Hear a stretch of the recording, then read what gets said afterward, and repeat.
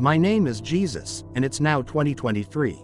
You may have heard of me from ancient texts, but what's happening now exceeds any expectations. I returned, but not in the way people expected. Fear and uncertainty surround me and the world I find myself in. It all began when I suddenly woke up in an unfamiliar place. The place was completely dark, and I couldn't discern anything around me. My senses were dulled, and I couldn't move. But the strangest thing was the smell that enveloped me. It was a smell of death, pain, and fear. Attempts to understand where I was were futile. I couldn't remember how I ended up here or where my last memories were.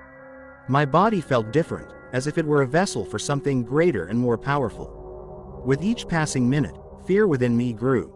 I heard whispers and moans that seemed endless. Darkness pressed in on me, and I couldn't do anything to rid myself of this horror.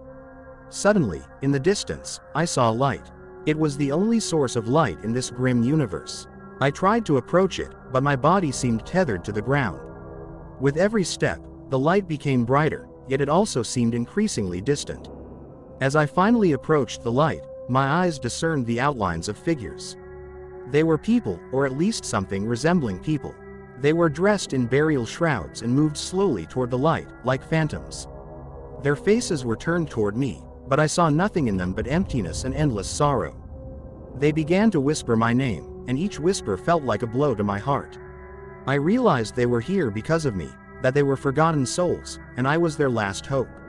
And then I realized I was not in heaven, but in hell. This place was created from fear and horror, and I was its prisoner.